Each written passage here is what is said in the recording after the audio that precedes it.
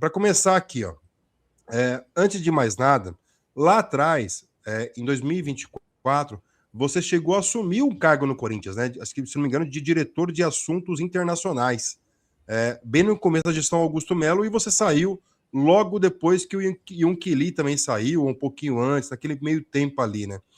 A minha pergunta para você é a seguinte: em qual etapa, em qual estágio do mandato ou da eleição do Augusto Melo ele se perdeu no personagem, se perdeu na gestão dele, ou na ideia dele, porque ele teve ampla maioria de votos, isso é um sinal de que o clube estava de saco cheio daquele modo de gestão da renovação e transparência, do Andrés, do Iri, todos os outros. Então ele veio com a esperança de uma mudança e tal. E no primeiro contrato dele, ele transforma o primeiro contrato num dos maiores, se não o maior, escândalo de corrupção da história do Corinthians. Você que pegou um pouquinho essa gestão do Augusto Melo de perto aí, eu queria que você falasse um pouquinho dele e de tudo do que aconteceu nesse tempo aí. Olha, primeiro que a tua análise está perfeita, né? Ele se elegeu aí com quase 75%, 76% dos votos. Foi uma tempestade perfeita. O clube, o associado já não aguentava mais a renovação e transparência, e eles ainda lançaram um candidato com uma ficha aí criminal, extensa.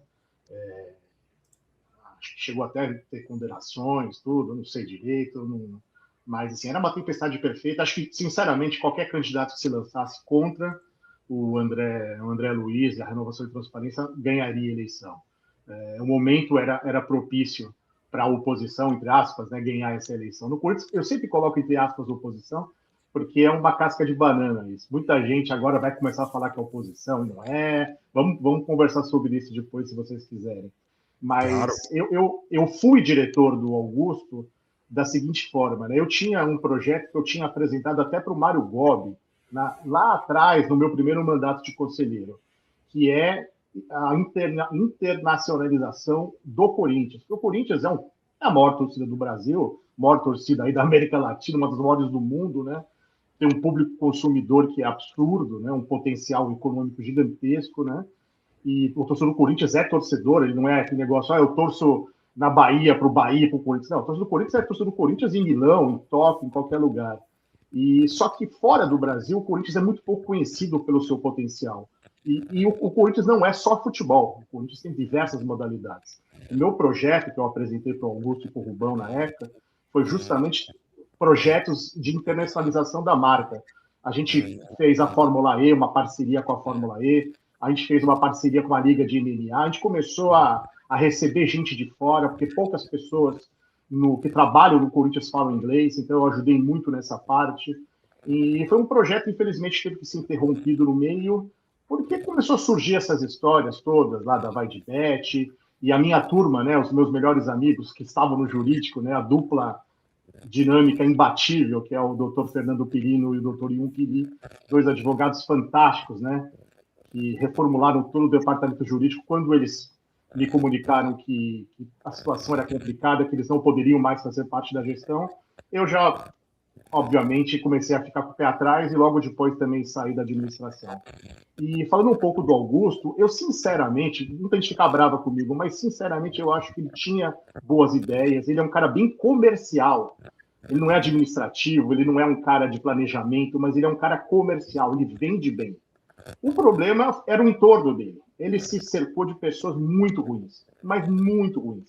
Tanto que estão algumas delas já expulsas do clube, outras provavelmente serão expulsas em breve, indiciamentos, denúncias do Ministério Público. Ele vendeu a alma ao diabo, vamos falar a verdade, ele vendeu a alma ao diabo para se eleger e não conseguiu, ficou preso à turma dele. E aí realmente ficou impossível dele continuar como presidente, ele perdeu totalmente a governabilidade e caiu, né? Uma coisa triste, né? Ter que ir lá votar no impeachment de um presidente, ainda mais um presidente que você acreditou e que você apoiou. Eu não tenho vergonha de dizer que eu acreditei no projeto, eu apoiei, e quando eu vi que não era aquilo que a gente esperava, eu saí. Mais ou menos. O Yunquili chegou assim, a ter o nome dele envolvido nesse escândalo de corrupção aí, né? E para ele ficou, assim, Eu até falei aqui na época, viu, o Marcelo, assim, cara, o Ion Quilita e o nome é Zelar. Ou ele sai, abandona isso aí, ou ele vai se complicar, né? Não sei se vocês lembram, ele e o Fernando e o Dr. Perino, eles colocaram para o Augusto algumas condições para eles continuarem. Uma delas era o afastamento do Marcelinho Mariano, a outra era o afastamento do Sérgio. Eles também pediram uma auditoria externa. Eles fizeram uma série de pedidos e o Augusto cedeu em todos, menos no afastamento dessa dupla, que posteriormente acabou sendo indiciada e denunciada pelo Ministério Público. E aí eles falaram exatamente isso. Os dois têm escritórios grandes, os dois têm nome a zelar. E a partir do momento que eles viram que a coisa desandou, eles pediram para sair. Eles foram muito sinceros. Eles falaram, olha, não tem como continuar se a gente não acreditar no projeto.